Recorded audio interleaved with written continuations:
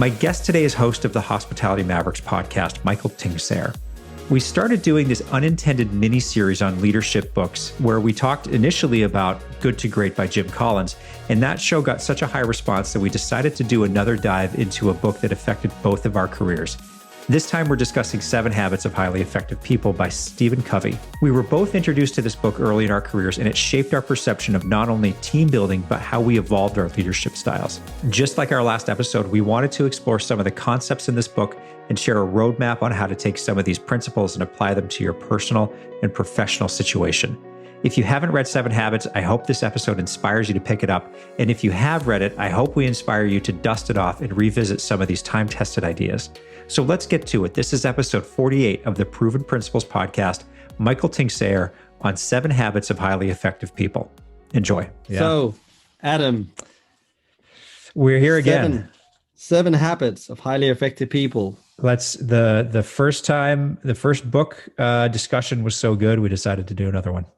Yeah, so the reason why we're doing this is that maybe just to set the context is that we had a conversation about Good to Great, with you were so kind and share on your show, and I shared it my audience, and we both got a lot of great feedback from that. Unexpected feedback. And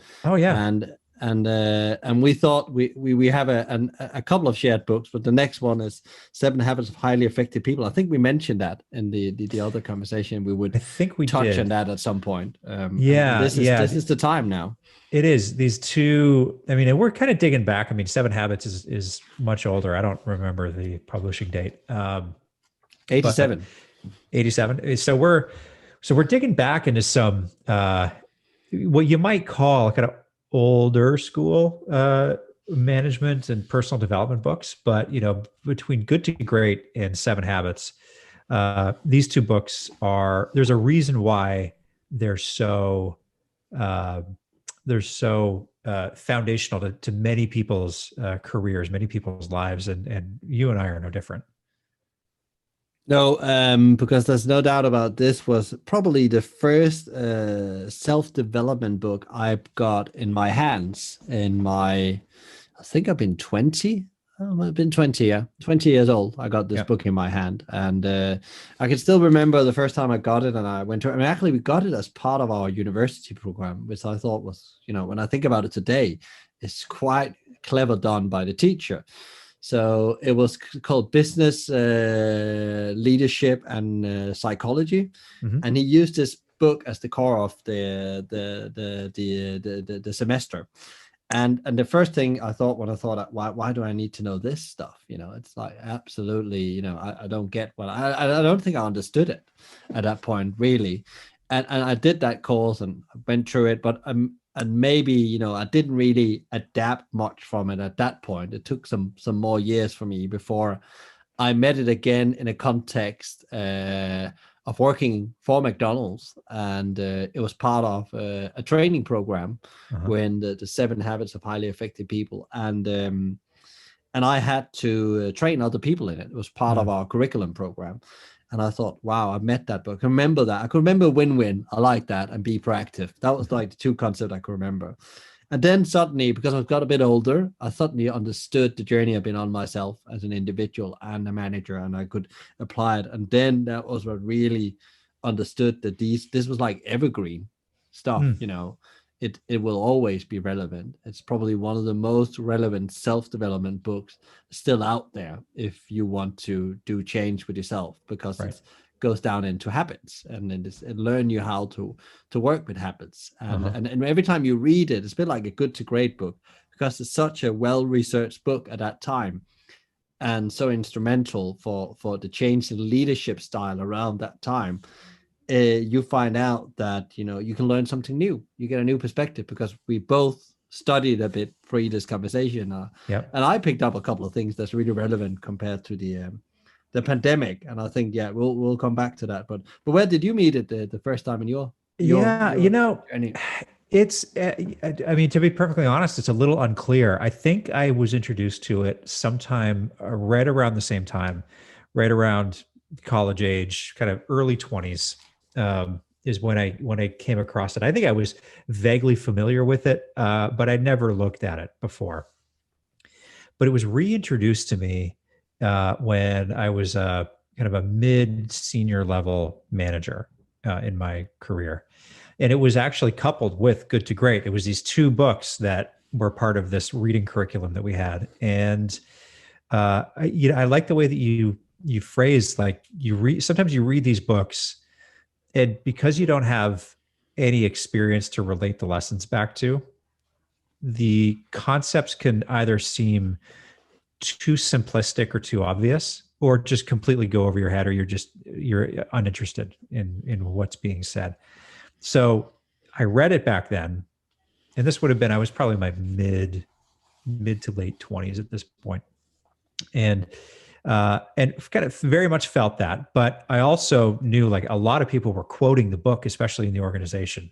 It was a big topic of discussion in meetings.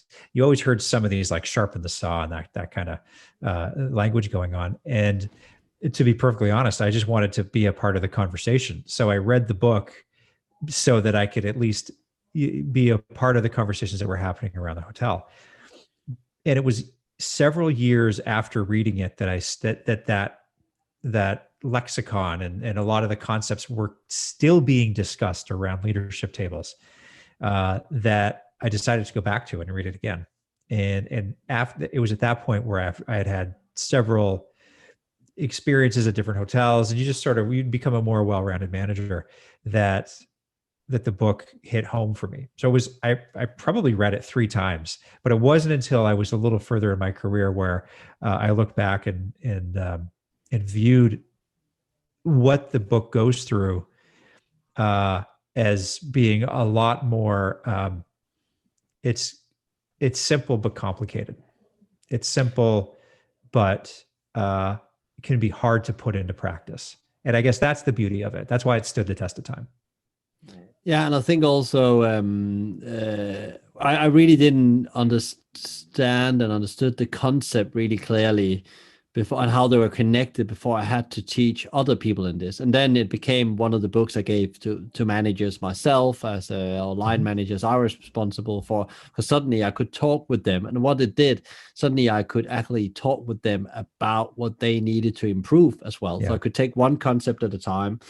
And because it's a bit more hands-on than Good to Great. Good to Great is a lot on the organization, and I said last time you can apply it to life, but here you actually have, everybody understand what proactive been, and then you can have a conversation about what do you understand about proactive before they read the book, but also after they have read the book. And it's so interesting that some people, if you are challenged with their ability to be proactive, because that, but coming back again to these times when I started reading this again, I just thought it's so interesting also to start now measuring yourself on the 7 concepts. Yep. How well, as one of them, I actually, because we talked about doing it earlier and then we got a bit postponed. So I was already looking into the book at about 6 weeks ago, and Sharpen the Saw came to me. And I think I forgot that a bit in the first months of first 12 months of the pandemic, because it was all about, okay, stop the fire, get going. And then it dawned on me when I skimmed through that chapter, okay, I really need to start reinvesting into myself, because I need to learn something and unlearn something. And that's what number 7 is about. So again, and then of course, win-win. I started to think, okay, the only way we get out of this is creating win-win situation as well. So that was like different kind of things when I was going through it. But I think that the key thing here is it comes back to something we all talk about, changing habits. And I think that's the key thing that actually you understand when you focusing on moving yourself first, then you can really start to change the world. So it's about invest in yourself first, get yourself in order, then you can go and lead or change other people's life or change the world, for that sake. And I think often we start in the other end because we want to change something. We are not being the change we want to see, in principle. That's a good way to put it. A lot of times you get so focused on wanting to do something that you don't know where you're going. You just know that you're doing something and you feel good in that, but you could be very directionless, right? Or have no end in mind, which is one of the habits here. Begin with the end in mind. But we'll get into that. But I like what you said there about actions that people need to take to get to the place that they want to go. And the very first habit is about being proactive. Yeah. Right. That's habit number one is going out and just actioning the thing that you want to do. Yeah, and I think besides being proactive, I also think it's like Stephen Covey also talks about in the first part of the book. He says, like, before you just jump into be proactive and just do something, you really also need to understand that, you know, to change your habits in life, you need to, you know, have the knowledge, the skill, the desire, and motivation. And he also talks about we really coming back to, there's been a lot of talk about this in the pandemic, a lot of work seminars, finding your why and clarity of that North Star again, which we talked about in Good to Great. These organizations have an absolutely clear North Star. And if you don't have that as an individual, how are you then going to go out and be able to lift other people and actually, you know, lead them if you're not very clear on your own North Star in all this? And as hard as that sound right now, I think that's where it starts for many people. If they can understand that clear why, understand how they apply their skills, then they can go out and be proactive. Because I had this conversation the other day, and it was not so much about be proactive. It was about being proactive. There was a CEO founder. He just wanted to go out and do a lot of stuff, and he had all these plans. I said, but have you actually stayed long enough with the why and the idea to know if this is the right thing to do? Oh, it's about test and test it out and fail quickly and then adapt. So I said, there's an element of that, yeah, but maybe just step back from it and actually find out before you run out and be proactive that actually you have the skills, you understand what it is you're doing, what do you need to fill out to make successful, and then be proactive and put the energy in, so you don't burn all the energy to find out I work really hard to achieve nothing again when you come back to be proactive. Yeah. You know, it's a good point. We should probably preface this entire conversation by saying these aren't necessarily to be done in sequence. This isn't like step 1, 2, 3, 4, 5, 6, 7. These are habits that are all intertwined. Yeah. And some may take, you know, be the first step in trying to change your situation, but you have to look at this whole thing holistically, and you have to take all 7 habits in integrating them into your life to get to the place that you want to be. So, you know, being proactive. You know, we just had a conversation before we started the show here about, you know, people in the industry, in the hospitality industry right now, that are wondering whether or not they're crazy in continuing down the path of staying in this industry, given everything that has gone on for the past 12 months and what we continue to deal with very little clarity going forward. And one of the first steps that somebody in that situation, and I'm in that position. I think about it every day. And, you know, I'm sure that that's something that's on your mind from time to time. I think everyone, if they're totally honest, will have had those thoughts. It doesn't mean that the passion is not there. That's what I feel from people, but they are definitely, you know, calculating their risks because again, they still have to survive in the end of the day. And I think it's that, you know, the unknown is so big right now, and it doesn't mean that there's no passion, but also there's a point where there's no more energy, as somebody said to me the other day. And I don't want to get to that point not having a plan and being proactive on that. And that's an example of that. You actually being proactive is also about having more than one option on your hand all the time. So when one thing falls, you've already put the eggs in the basket for something else. So you're not starting from scratch. That's exactly where I'm going with this. And sometimes just having the critical thought, not just being a victim of circumstance and wishing that things were different.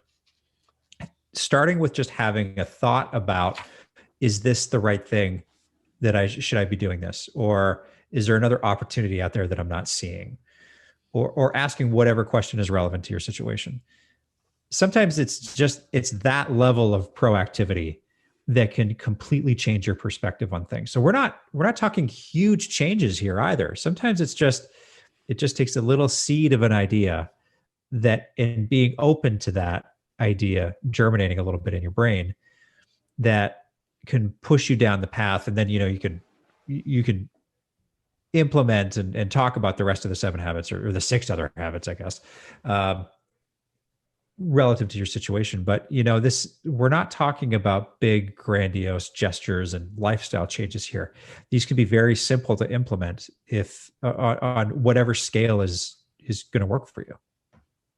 Yeah, and I think also it's I think that there's a book called Tiny Habits as well. It's about, and it addresses the same thing, but it's about, I think Stephen Covey, when he wrote the book, also thought about, it's about having a framework for making small, consistent change. And that's what being proactive is about as well. And especially in the times we're in now, don't expect that the world or you can just turn around the situation. It's about radical acceptance of where you are, but then proactively trying to move away from that.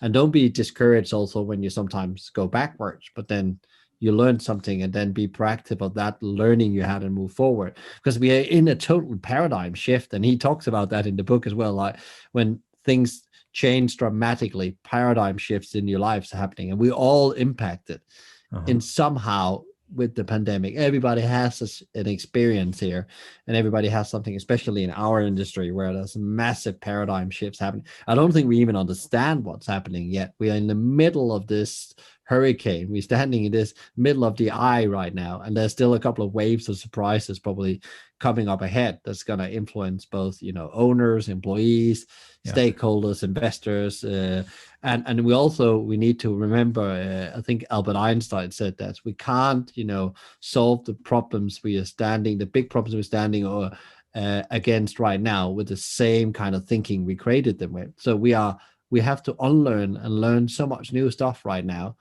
And that takes a lot of proactivity to learn new stuff and leave old things behind, identities and whatever it is. Yep. Yep. One of the things I've talked a lot about on the show, and I know you and I have had these conversations offline before, is in the hospitality context. There's things within the industry that we all collectively know are broken. They don't work very well. And that conversation has now been going on for the better part of a year. What we need to move the conversation towards, I think, is starting to define what we want those things to look like going forward. And that's where and I'm trying to make a clever segue here. I don't know if it's working. But that's where this second habit comes in, about beginning with the end in mind. Yeah. You can't know where you're going if you don't know what your destination is. We used to use this example in talking about process improvement and setting goals and managing a team of people that had different disciplines under one roof, like in a hotel. And, if we were all trying to get to one ultimate goal, there's a lot of different ways to get to that ultimate goal. But as long as everybody ends up in the same place, does it really matter how everybody got there? Right? Think about if you're driving to, in your case, if you're driving to Edinburgh, there's a lot of ways to get there. Yeah. Right. Does it matter what road you take? I mean, as long as you get to Edinburgh, it doesn't really matter. And all you know is that that's the final destination, beginning with the end in mind. And that is probably, for me personally, has been the one habit that completely transformed my ability to not just work in operations, but to lead a team. And even as I've stepped back from having a traditional W-2 job and have been an entrepreneur now for about a year, being able to define where I want things to go and then putting the steps in place to get there has kept me on track, so that I'm not just kind of flailing all over the place every day. It's interesting also if you just take it into the current situation where there's almost a fear of planning. And then I had a conversation earlier this week where I said, well, don't talk about planning like an action plan you're doing. It's about setting that vision from where you want to take this, because your circle of influence, he also talks about in being proactive, it's much bigger than you think. But if people know there is a destination, it's much easier to start leading that way. And that goes both for your team, but also for you as an individual, because if you don't know where your destination is, or you have a dream destination, maybe it's not going to go that way, but just that you start walking down the line, take the journey to Edinburgh, you may be going to meet something on the way that's much better, or it's much better decision for you right now. And it's okay, because and then maybe later you will get to Edinburgh. I think also it's radical accepting that your circle of influence and somehow is limited, but you can do a lot of things. And I think it starts with you. And Stephen Covey talks about the first 3 habits. It's a lot about getting yourself in place. And I think that's what people can do right now. There's a lot of things you can't control. You can't control what governments do. You can't control what the pandemic do, but you can keep yourself in a good place and work on that every day. If that's, your fitness, whatever it is, you want to get better at, you want to learn some new stuff, do a little bit every day. Because that will take you in the right direction. That proactiveness will give you fuel to move ahead, because that will give you small wins, which I think is very, but you can influence much more than you think.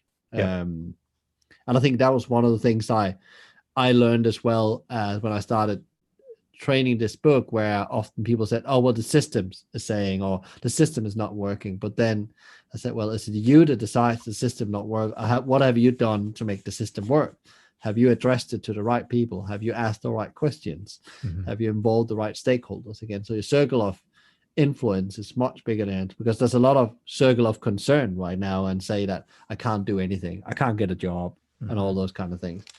But what can you do then? What is that thing? Oh, it's not going to work. Yeah, well, you haven't tried. And I think that's again what it's about, again, to expand your view on how unlimited the world is for you, how much abundance there still is, no matter how hard it is right now. We're still in a better place than any time in life when it comes to, especially, in many Western countries, our the internet, we can still have this conversation now. 10 years ago, if it had hit us 10 years ago, it will be a very different world. Oh yeah. Yeah. It's so true. I like what you said about the naysayers, or people that they're defeated before they start. Yeah. And I mean, we've all known people like that through our lives. And one of the most frustrating things I've always found, especially like when those people come back to you for advice and you help them along, and all they do is give you reasons why what you're talking about won't work. Yeah. Yet they never take the steps to do anything that might change their situation, whether it's your ideas or things that you guys talk about, or them just being proactive and doing. Sorry, my neighbor's got his dogs out here. he's playing with them out the window. And I think one of the things that we could probably dive into here is, without delaying too much going on further down the line here on the rest of the habits, is for those people that are maybe reluctant to push their ball down the field, to put themselves out there, to try to change their situation, or to go through the hard work of actually taking the steps to do that. Or maybe they just don't know how. Maybe one of the things is that it looks like such a daunting problem to solve, and they don't know where to start. They don't know what solutions are available to them. And they just get paralyzed by that analysis and the options. Have you had experience with that? I think we all get overwhelmed. No pandemic or a pandemic. I think it's overwhelming always. And I think we all been, I definitely, if I reflect back in the last 12 months, it's like, I've been very proactive. I've been trying to be very aware of my language and stuff like that. And there's some days that's better than others. You're not perfect, but it's about that thing that you can measure, that you feel that actually you have. So one of the things I do to make sure I'm proactive, actually moving forward every day instead of standing still, is that I have a daily calendar where I I start the day with saying what I'm grateful for.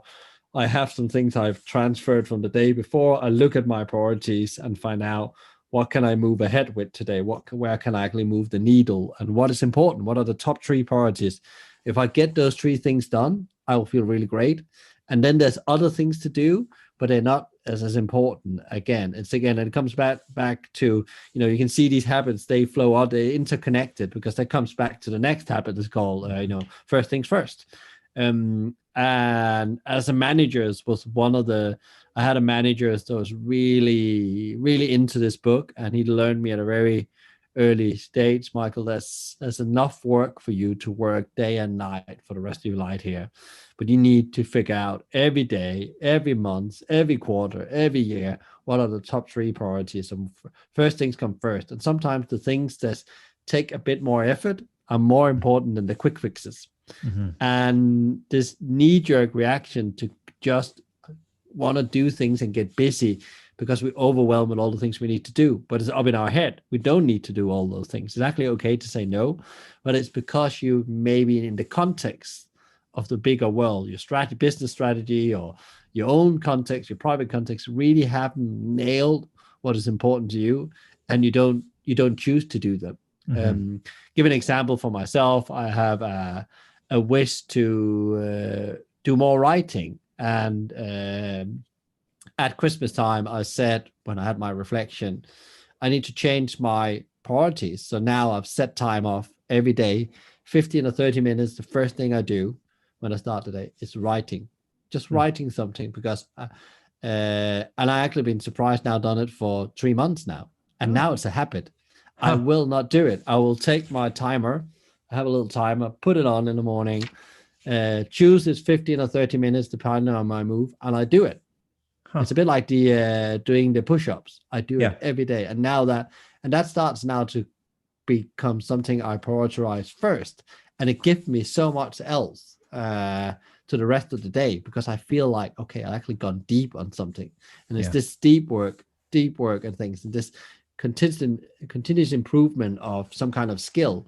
And I don't know what the aim, I don't have a big North Star. I want to do a book at some point, but I don't believe the book's going to be done in May or April. But I'm working now against it. I'm starting to see a concept developing I couldn't see in the end. So that's an example of where I seen that has been very powerful, because I use the matrix they have on how they, what activity, and then you can dive into a bit more. But I think, again, we need the last thing I want to add to this is, like, we're so busy sometimes getting busy and solving things and putting out fires that we are actually, killing ourselves, and maybe even the company we are running or the team we are running, because we're not getting really done the things that needs to get done, the big things, the more hairy things that takes time. But if you chip away at them a little bit every day, and you can see you're scoring the goals and winning the game, then you're going to have some great outcomes further down the line. Yeah, no, you're right. And busy feels good, right? Busy is a natural state for a lot of people. You feel like you're productive. Yeah, it is. It is. You feel like you're productive, even if you're doing things that provide no value to anybody and just kind of sap your energy. Yeah. There's a matrix in the book that you just we talked about a little bit, where you think of it like a huge plus sign. And so on the vertical line at the top, it says not urgent. At the bottom, it says urgent. And then you've got the horizontal line. And on the left side, it says not important. And on the right side, it says important. So you've got a not urgent, urgent, not important, important sort of matrix going on. And what they talk about in the book is plotting out everything that happens in your day to day. And it's easier to put this in the work context. So I'll do that. But in the work context, you're going to have things that you do every day that are not urgent and not important, that might be urgent but not important, or that are not urgent but important, or urgent and important. So you sort of plot things on the top left, top right, bottom left, bottom right quadrant. And when you go through this exercise here, you very quickly see what are the things that you're doing every day that are just sucking your energy, that are taking you away from doing the important things. And maybe where are you falling into the trap of not setting boundaries for your own time? and allowing others to kind of take from you, so that, and to the point where you don't have enough time or energy to put that energy into things that are going to make you better. And it's an interesting exercise to go through, because you very quickly find that the urgent and important items are typically pretty few, but they're also the area that you should be spending some time in, so that you can then work on, the kind of go through the list and the sort of not urgent but important things, and then go down the line. Yeah, and I think in the beauty of this model, I use it a lot. And I use it on a daily level more in my head, but on a weekly level when I adjust my weekly plan, but also my quarterly plan, which is coming up right now. This Easter holiday is going to be all about setting the next quarter, and it's probably going to look different than I thought at the beginning of the year, because it always does, pandemic or no pandemic. But I think another thing, there is that thing with to find out these things when you want to put things first. Actually, one of the things I talk a lot about, I always refer to Michael Jordan. He talked a lot about he needed to be in his impact zone. And we can all remember when he went in that moment when everything looked hopeless, but because he had put first things first in his preparation, he could switch himself into that impact zone and score those 40 points they needed to win that game. And it was like his game. It was like mesmerizing to look at. I can still remember my young years observing this athlete just like taking a whole team apart, because he was just in that. Everything he touched became gold. And it was like almost like a religious moment sometimes. And I think the interesting thing is the reason why he could do that, and I often say to people, and not very few people get to that. I'm not saying I'm getting there. It's because he decided to show up pro every day. So he did the most important things first. Yeah, so which was shooting free throws for 4 hours a day. Yeah, which you never see. You never see. No. So again, and imagine doing that every day for 360 days a year. And I think that's the key thing here. Again, like one of the things I now during the pandemic again have prioritized, but I forgot a bit of like the self-care, and we're going to come back to sharpen the saw, is that I start the day doing the physical exercise, getting that done before I start the day. Or I'm trying, there's always not a perfect, but then I fit it in. It has to be fit in. If it's not ticked down off in the day. And it's not about doing hours of exercise. I know some people does that, but I'm thinking about if I can get those 45 minutes of, what I need to do to get ready for the day. And that will be some exercise in a run or a meditation or just journaling a bit. And now the writing on top of it. So it's probably about an hour I get used now to get ready for the day. I do that every day. I can feel the difference.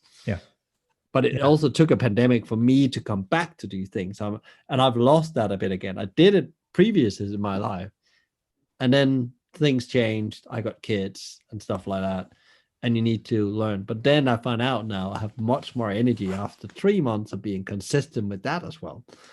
And again, it's understanding that if you want to be in the impact zone, you need to put yourself there first. Nobody else is going to put there. You're not suddenly going to be Michael Jordan outputting the practice in, as you said. Yep. No, that's what the first 3 habits are all about. The being proactive, beginning with the end in mind, and putting first things first. That's about becoming a more effective individual. And there's some great tools in the books as well on, what we just talked about. And some of them are really good at planning. If that's something that's really, I know for many people I work with, is one of the problems they had is actually, choosing the things they should do instead of what they think they need to do. That time management piece. There's no doubt. The next half of the book, habits 4, 5, and probably 6, are more centered on being effective as a team. And so habit number 4 here is thinking win-win. And it's easy to think about that from a negotiation perspective, but it's true that everybody's negotiating something throughout. Like you're kind of always negotiating your day, right? There's always something going on in discussion where you're trying to either get something from someone or they're trying to get something from you. But the idea of thinking win-win in a team perspective, um, is definitely an interesting one. I think back to some of the experiences that I had where it would have been very easy to command and control my way through a situation. And that's not win-win for anybody. I mean, that's hard for me as a leader. That's hard for everybody working with me because they are having unheard and unrealized ideas and input into a situation. And it really wasn't until I got further into my career and a more seasoned leader that I saw the value in seeking outside opinions and ideas that would allow me to receive more information so that I could probably change my mind because I didn't have all the answers.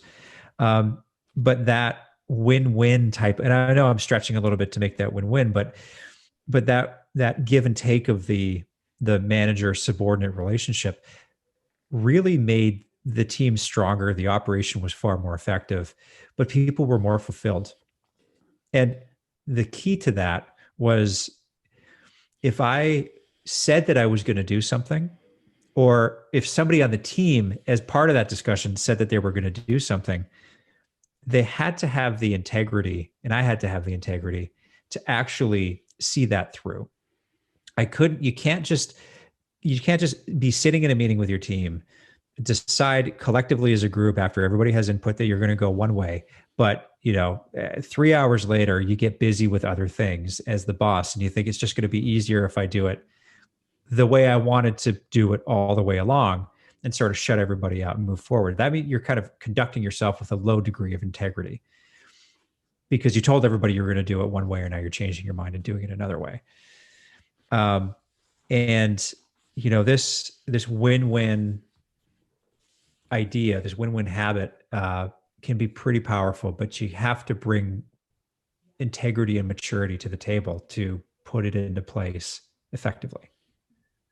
Yeah, and I guess also when just reflecting a bit on what you say as well is that thing about trusting people and again also trusting people when they said that they will do it. And also I often call it what goes around comes around. So if you believe in win-win and you go into all situations with that mindset, there's sometimes you're not giving the share that on short term that looks like the right thing to do if you put it in a spreadsheet. Mm-hmm. But long term that will trickle into your trust account, and actually something else will come around that had much more impact. So it's a bit like there's a compound impact in thinking win-win in relationships. Take a share burden of the work. It's about understanding that sometimes you give a bit and then other times you take a bit, and there's like a blurry line. There's not like a 50-50. I normally say to people, it's not 50-50. It's like a bank account, emotional mm-hmm. bank account. You put in on, and sometimes you withdraw from it. But in the relationship you have with the individual or the team, we all know it's going to balance out in the end, and everybody's going to win more because we are in it together. Yeah, there's no doubt. And that leads pretty well into the fifth habit of the book, which talks about seeking first to understand, then to be understood. Yeah. And when you're seeking win-win, when you're coming at any situation from that perspective, it's really important to understand what the other person, what their idea is, what they're trying to say, what they're trying to explain, what their perspective is, and asking probing questions and actively listening and all of those things to understand where they are and where they're coming from, because that might influence how you actually bring yourself to the situation. So these two are, they really go closely together. Yeah, I think also, when you talk about, especially leadership in the moment where we're probably very focusing on speed, and we sometimes maybe one of the most important things we do right now, and we're really bad at this as leaders, and we're really bad at this is really difficult skill, a human being as well, because I will like to think I'm very good at listening, and I can just take it in a family context. Sometimes I'm maybe in my head way ahead about what needs to happen in a getting the family out of the door in the morning, but they are in another part of it, and I'm not really understanding their well. I'm just getting frustrated about why they're not moving and getting out of the door. Mm-hmm. And same season in leadership all the times, that you get frustrated with somebody with actually really understanding their situation. Maybe you're not even asking the right questions to understand, and then when you ask the question, you're actually just listening to reply, not to really understand. You're not asking that why genuinely, and actually switching off. You don't need to have a reply. Actually, you just need to give them that psychological care, that they can actually feel that somebody actually here that wants to understand what I'm telling them, and actually trying to understand. And actually, the only way you can do that is actually you asking question back, not giving advice. And that's super difficult, because I run a session with a group of CEOs. It's like a mastermind thing we do through the pandemic. And every time somebody brings a problem to the table, and I can see how quickly people jump into solution mode instead of asking question and really understand. So always I have to say, we're not coming up with a solution yet. We are still asking questions to try to understand X person's challenge, because we can't do that by just listening to them 10 minutes, because it's a complex problem they always take. It's a business problem. I think it's so interesting that we as humans are just primed to jump in with the answer. We heard about 10 seconds of the challenge, and we already think we know what the solution is. So true. Your example of your family and trying to get them out the door. I mean, you don't have to change your mind. This isn't about understanding where somebody's coming from or their perspective, and then completely changing why your decision, or what you decided to do, or how you're deciding to go after a situation. It's just about hearing what they have to say. And your example about getting the family out the door is a good one. Like, you might have been rushing because you're going to the airport and you have a plane to catch, and that plane is not going to wait for you guys. So if you're trying to rush out the door to get to the airport because you have like an urgent thing that you need to get to that isn't going to change things, you still need to get to the airport. But taking a second to slow down and understand where everybody else is coming from, and maybe whatever's going on in the house is preventing people from moving quickly, will de-escalate the tension, even though you still got to get out the door and get to the airport. Yeah, and I think I just want to dovetail back to what I said before as well, because I said in these times, and I think it's really, really critical that one of the things we can do for each other is actually just listening and asking questions, because we don't have to solve the other person's problem.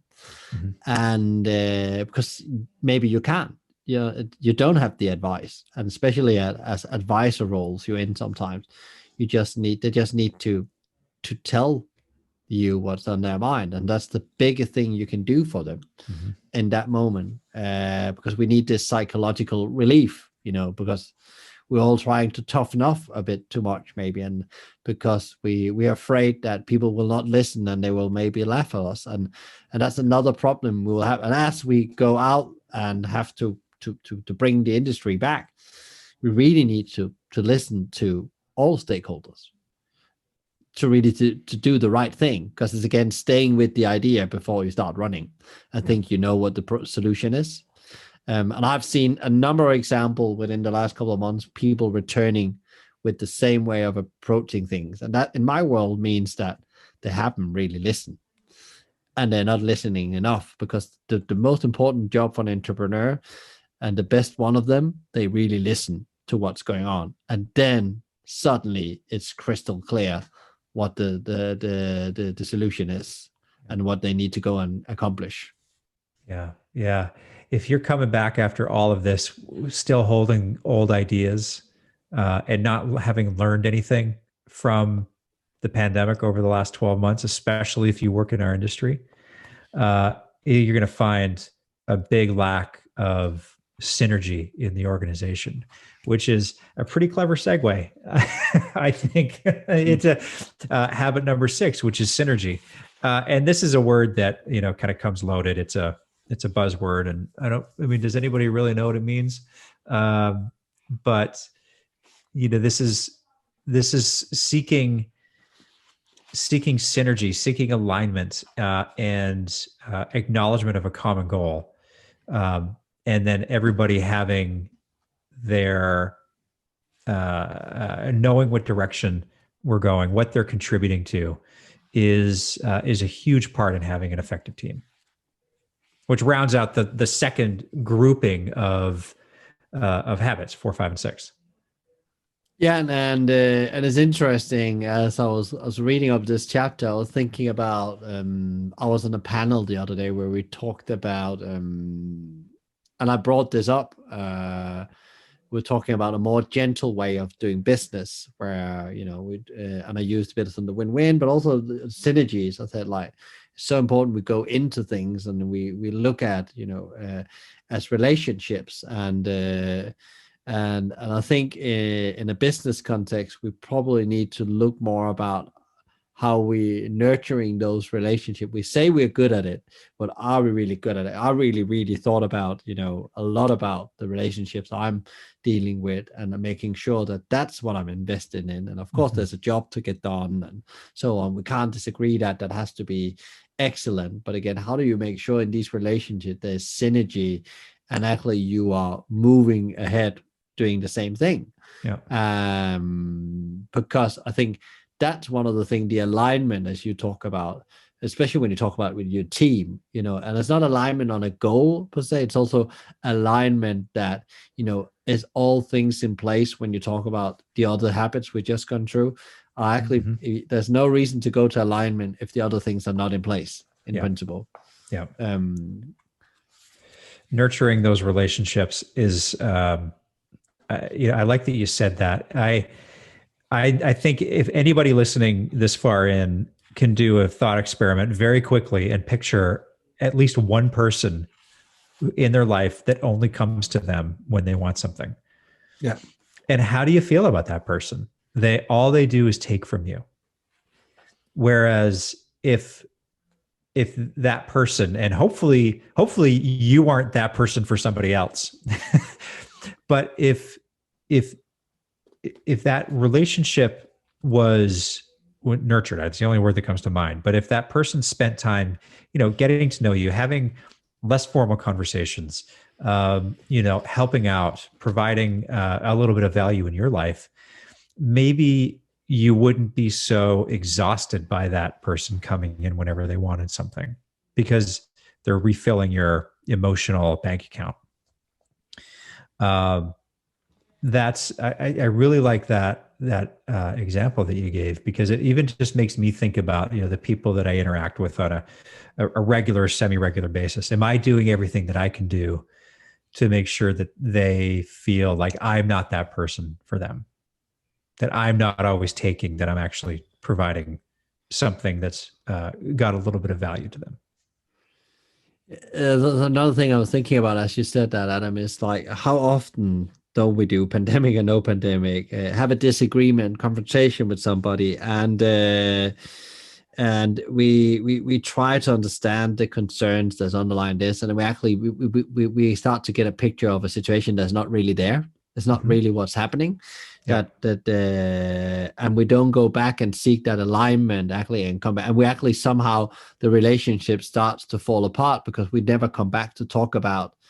And it goes for both sides. That somebody got angry about something, there was a confrontation in the workplace, and that maybe starts to that in the end, if it's your boss, that you leave the company, but nobody put that conversation around alignment and rebuilding relationship and come back to seek and understand why that happened in a way. And sometimes it's actually nothing to do with you or the situation. There's something else that happened that day. And I don't know, sometimes we may be too proud, but we don't know how to have that conversation. Right. Because it's a weird one. And somebody has to bring it on and talk about it. And I have had this, in a company where we worked in a leadership team and we were very different. And I had to understand it was okay to have conflict, but you need to have a way to solve them and have resolution in them. And I didn't like conflict at that point, because that early in my career, I thought conflict as a bad thing. Yeah. But it's about how do you get resolution? How do you, go back and understand that relationship as well? Yeah.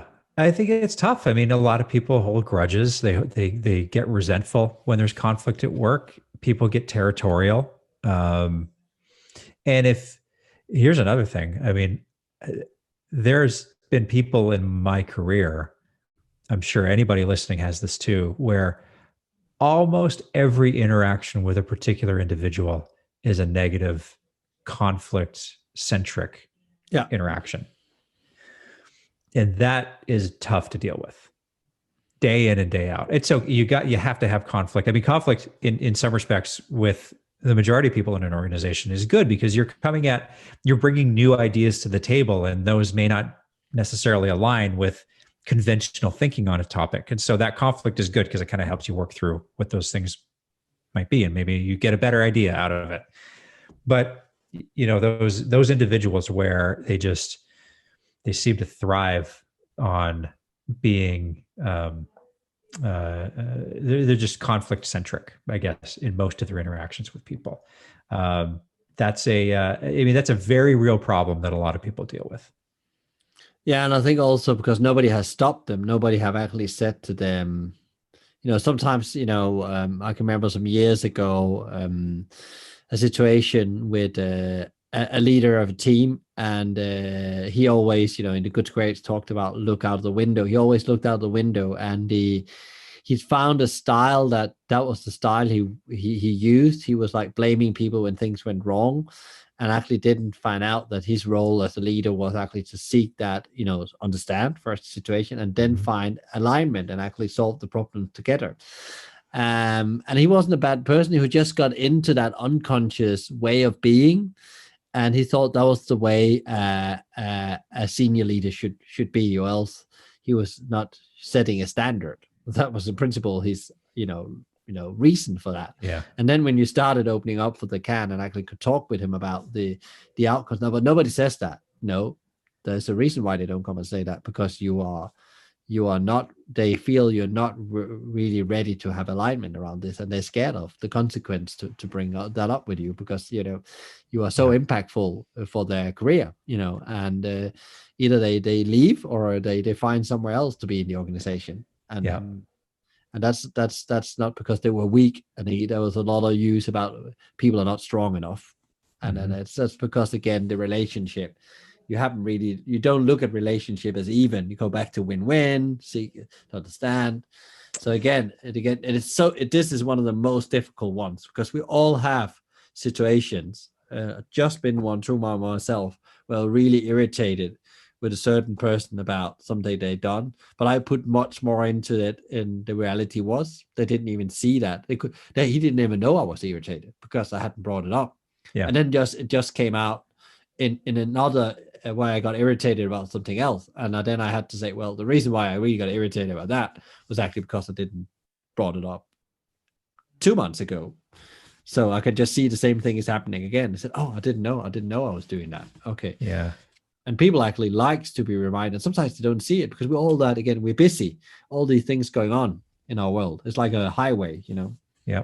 Yeah. And you can start to see again, how all of these are intertwined. This is not something to be done sequentially. You're always sort of going back to the list, up and down. Maybe one day you're doing habit 2, next day it's number 5, next day it's number 7, and it's back to number 1. Like this is all very fluid. And which, probably brings us again to the last one here, Sharpen the Saw, which is all about focusing on yourself. Yeah. Doing the things that you need to do to be better at what it is that you want to do. And your Michael Jordan example is excellent. I mean, he's sharpening his saw was about getting in and doing hours and hours of practice, among, like, I'm simplifying, obviously he did many other things, but like that's the foundation of why he was so great, is that he was willing to work harder at a lot of the things behind the scenes than many other people were, in spite of his natural talent. Yeah, there was a natural talent, but it was not like from the outset. It was not like he had a walkthrough before he went to the NBA. It was he didn't win the championship the first year he arrived. He still had to get there. Yeah, it was a lot of work. But I think the interesting thing with him, I think he says in the in the Netflix series that's out right now around The Last Dance. And he said there was like a critical point where I think he said, like, when I got control on my mind and myself, I could play unlimited game. So again, come back to what Stephen Covey talked about. You need to get really in control of yourself before you can influence others. And you can even see, if you see that, I think they almost have clips for over 6 years, and you can see how he get more rounded with the years. He gets less, he still set high standards and, you know, push the team, but he gets much more rounded when you see him in the training as well, how he tries to bring people along instead of just playing his own game. And I'm sure that he's been on some kind of journey with someone, on that he had some kind of, you know, somebody helped him with the, you know, the mental bit as well, and how to get control of your emotions and your brain, which is there's no doubt one of the most difficult things in your life. Yeah, no, there's no doubt. There's no doubt. When we talk about sharpening the saw, I can't remember the metaphor that they use in the book. Something about cutting wood. In any event, you know, working on making sure that your physical health is good. Yeah, making sure that your mental health, your cognitive health is good. You know, the things that fulfill you outside of work, whether it's family or spirituality or, you know, whatever your hobbies are, focusing and making sure that you've got time dedicated to do those things. Learning and picking up new skills to help you better, help you perform better in your day-to-day position in your company, or, you know, whatever it is you're doing. This is especially right now, we've been given, in many cases, we've been given the gift through the pandemic. If there's one good thing that's come out of this pandemic, it's that many people have the time to reorient their priorities and put time into these things that are going to help them come out of this better. And that's, I guess, what I've been talking about personally now for almost a year, is really comes back to sharpening your saw. It's interesting because I was thinking about the analogy you said with the guy chopping the tree. So I think that the story goes that there's a man meeting a guy that is cutting down trees, and he has the saw, and he's been on it for 5 hours, and he's exhausted. And the guy said, "So what are you doing? I'm cutting down this tree. Why don't you take a break and sharpen the saw?" "I don't have time. I need to get it done." And then finally he stops up and take the saw out and have a break and sharpen it, and then suddenly it goes much faster. And it's again coming back to the busy. And you say as well, in this time we're in right now, we maybe had the time to step out of the busyness, disconnect, and actually sharpen. Now I think 2021, in my perspective, is transition year, where it's about sharpen that saw and find out what do you need to do to take care of yourself. I often say to people when, you know, I give this book away, it's one of the books I give away, and then they say, "So what should I read in here?" If you don't read anything, read chapter number 7 about sharpen the saw, because if you just do that, you will be in a better place very soon. And I think a lot of people have done that. I mean, very proactive with that. And now the key is that they can keep that as the world return to whatever it is. That's right. Because I think that's the key thing. It's one of the key priorities. If you don't have yourself and your health, what do you have then? You're a very poor man. I think it's Tony Robbins that says that as well. Like, if you it is. You don't have control of that one and your health, then you have nothing. That's exactly right. Yeah, that's exactly right. Yeah, no amount of money in the world is going to help at that stage. It's and that's, you know, these are all. That's the point of all this, is that these are all habits. These are all things that you have to work on, just like your writing example earlier. Now it's a habit, but it took you time to work on it. And habits can be formed and they can be broken, right? If you take your sights off of that, you get distracted with something else, that writing habit will fall off. You have to keep working at it. And that's the point about all of this. These are things to incorporate into your life, into your way of operating. And you will get better with them. They'll become more ingrained. They'll become more innate over time. And it'll seem at some point you'll be doing it and you won't even be thinking about it. So it takes a lot of sort of psychological capital to get moving in a new direction, especially when we talk about an entire thick book with 7 whole new habits people have to learn. But if you chip away at it day by day, you'll find that it's not only going to become a part of your life, but it's going to get easier and more innate to who you are as time goes on. Yeah, and coming back just to dovetail back to what I said before, like why I think number 7 is easy. Like if you start there, you will get the energy to transform the other bit. It will come totally automatically, and then suddenly you start to see wins, and you get in this in flow, as you can say. We talk about Michael Jordan again. It just becomes that easier to do things, as you say. And I think again, and a lot of people say to me, well, Michael, we talked a bit about that book is, from the 80s. What is relevant about that? And I say that, well, the question is that it's probably changed more people than any other book have had, like on an individual level. And if you just get I normally say to people, you just get the first 3 habits in control, and that's the only thing you did in your whole life, then you have definitely a more quality in life than if you didn't do. And then you can always get better. I think the last one are really difficult. That's where, you will go in and out of them. But the first 3 you can master if you want to. And I definitely had time in life where I mastered them more than others. But that's the only thing I'm focusing on right now. When I was going back reading this book the last 3 months, I was thinking, this is just the only thing I'm going to do this year. If I'm going to get that right, all the other things will come. Oh, yeah. There's no doubt. This was a phenomenal discussion, Michael. Thanks again for doing another deep dive into a book that we both it's impacted our lives greatly.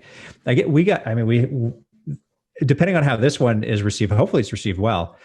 We've got you've got a whole bookshelf behind you. I've got a whole bookshelf behind me. There's got to be another one out there that's impacted both of us that we could do another one of these on if people want to hear about it. Yeah, and then maybe we could also ask people out there, maybe which one, maybe they have one they would like us to have a chat about. We haven't even thought about, or maybe it's on the bookshelf, and they say, well, one of my favorite books is Atomic Habits or whatever. Do I know? Talent Setting Code the Table is a big one. Danny Meyer. Yeah, that's also one of our shared ones. So that could be one that's in the pipeline. But it would be great if anyone wants to, because we had a lot of people came back to us last time. So if there's anything and you think it's relevant and adds value in your life, we would like to know it, and then we can continue down the road what really works for you listeners. Absolutely, definitely. Michael, Hospitality Mavericks podcast. That's where people can find you, I'm assuming. But what about online? Social handles, websites? Where can people go? Yeah, LinkedIn is probably the best place. Or email me at michael@hospitalitymavericks.com. Always open for a chat. No strings attached. What about you, Adam? Where did they find you? Well, you can find the show, the Proven Principles Podcast, on the website, theprovenprinciplespodcast.com, available wherever you get your shows, even on YouTube. And LinkedIn, I'm on LinkedIn a lot. Quite a bit of content goes there.